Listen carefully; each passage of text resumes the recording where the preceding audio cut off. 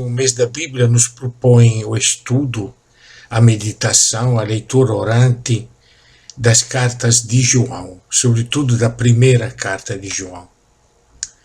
E quando a gente vê o conjunto dessas cartas, a gente sente que nas comunidades de João a tensão devia ser extremamente forte.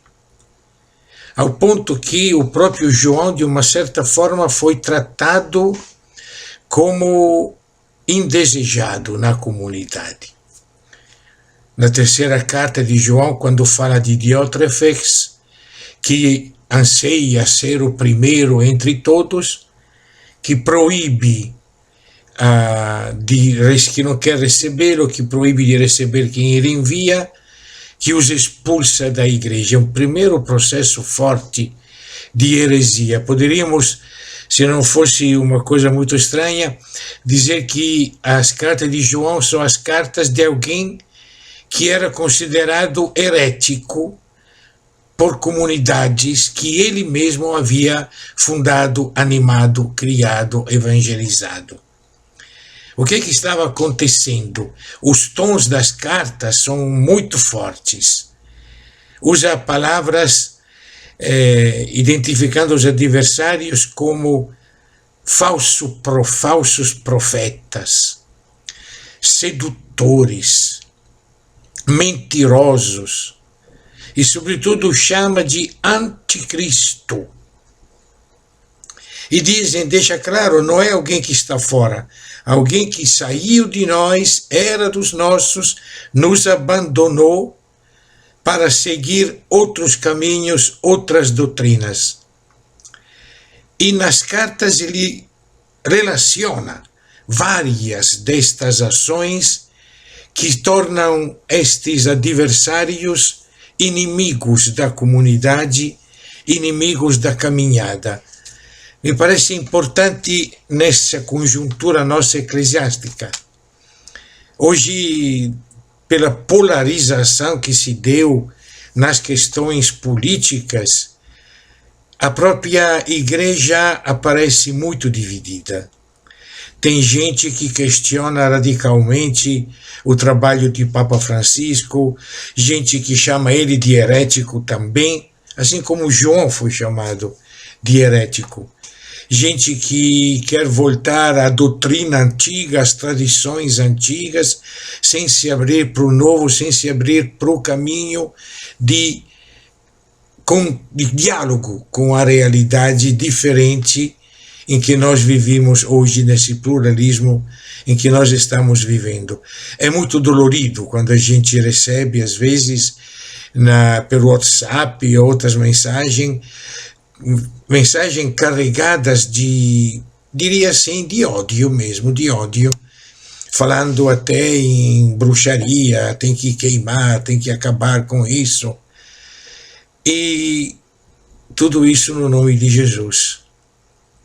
João estava enfrentando uma situação parecida quando ele escreveu o seu Evangelho, quando ele escreveu Apocalipse e quando ele escreveu as suas cartas. Estamos no fim do primeiro século, ao redor do ano 90, 95. João já com muita idade, ele mesmo se chama de ancião, ele chama de filhinhos os destinatários de suas cartas. Ele está vendo os cristãos da segunda, eu diria até da terceira geração, de quem não conheceu os apóstolos. O último apóstolo que ainda está vivo é ele, é o próprio João, que sente a urgência de retomar as coisas que vocês ouviram desde o princípio. Onde estão? O que dizem? O que fazem estes mentirosos, esses falsos profetas? Eles se dizem sem pecado, porque são cumpridores da lei. Eles se dizem justos.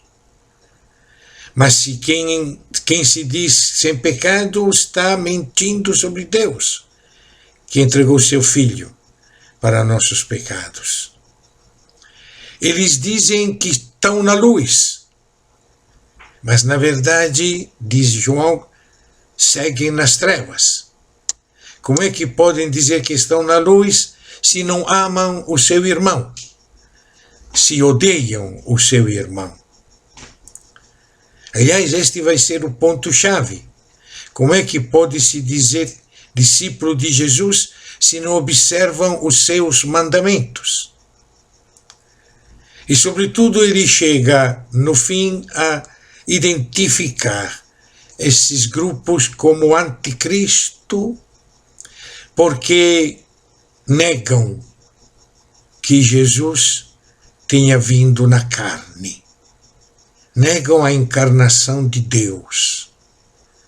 Eles acham que Jesus brincou de se fazer homem para nos comunicar alguma coisa de sobrenatural, mas que na realidade ele não foi realmente um ser humano como nós, cortando todo o anúncio da encarnação de um Jesus que revela o Pai justamente por ser Jesus de Nazaré.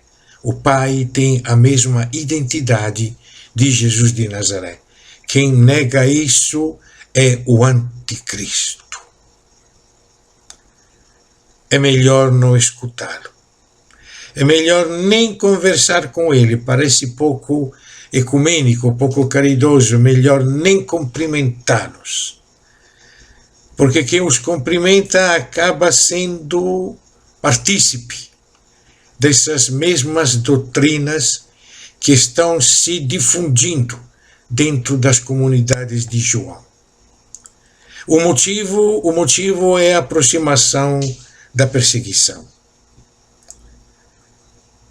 O motivo é evitar de ser perseguido, a tentação de adoçar o evangelho para evitar o confronto, para evitar a perseguição.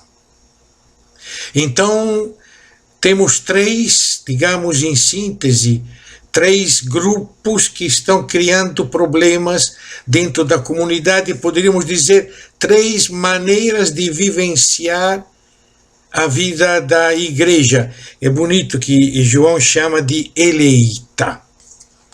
Eleita, em grego, tem o mesmo radical de eclésia, aquela que é chamada, que foi escolhida, que foi chamada, a eleita, a senhora eleita, a irmã eleita, a maneira de Jesus chamar a igreja, mostrando que a igreja não é uma instituição. A igreja deve ser uma maneira de viver, uma maneira de se relacionar, uma maneira de se receber, de se acolher. E a palavra receber vai ser muito importante nos textos de João. Então tem um grupo que, para não ser perseguido, diz aí João, se conforma com o mundo. Se deixa levar pela lógica do mundo, e a lógica do mundo é a cobiça, a concupiscência. Desejar sempre mais além daquilo que você precisa. Cobiça da carne, cobiça dos olhos, cobiça das riquezas. Se conformar com o mundo, não fazer a diferença. Se fala de Jesus, se anuncia Jesus, se reza Jesus, se celebra Jesus, mas fora da comunidade, na prática, a gente se conforma com a lógica deste mundo que quer sempre mais poder, sempre mais dinheiro, sempre mais riquezas. Isso na igreja também está acontecendo, nas comunidades de João, esses que se conformam com o mundo.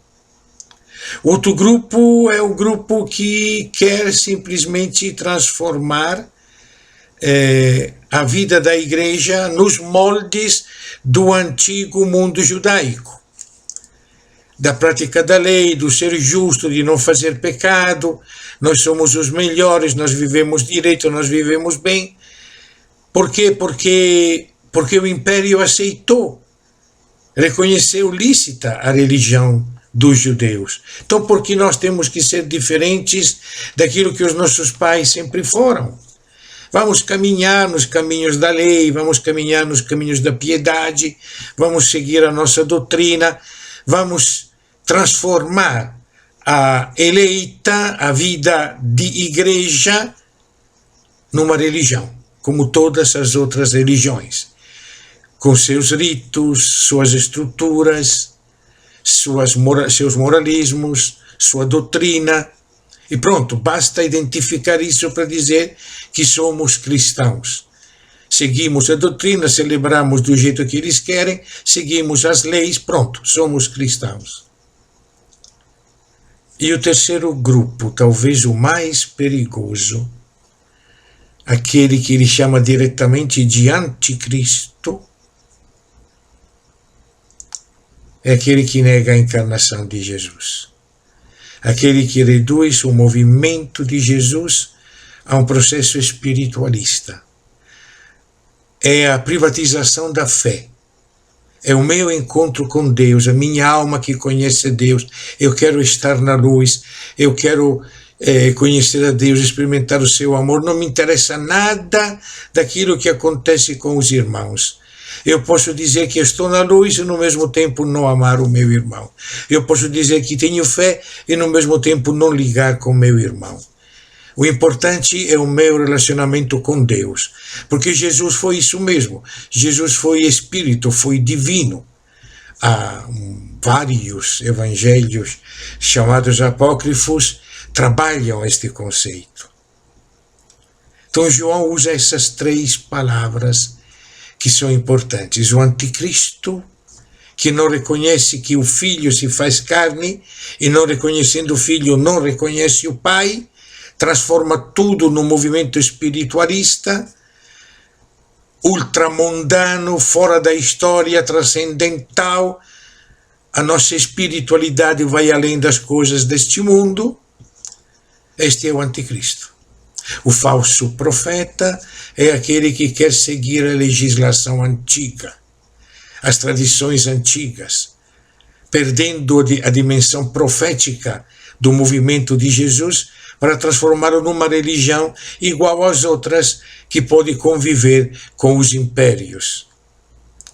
E o sedutor, aquele que seduz porque te faz pensar com a mesma lógica do mundo.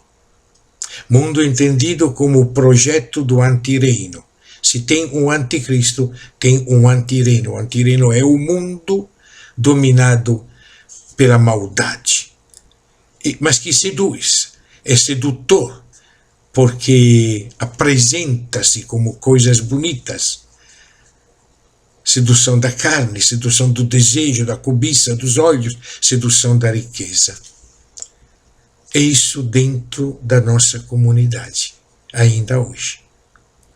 Ao retomarmos as cartas de João, vamos buscar saber o que João falou às suas comunidades para vencer os sedutores, para vencer os falsos profetas, para vencer os anticristos.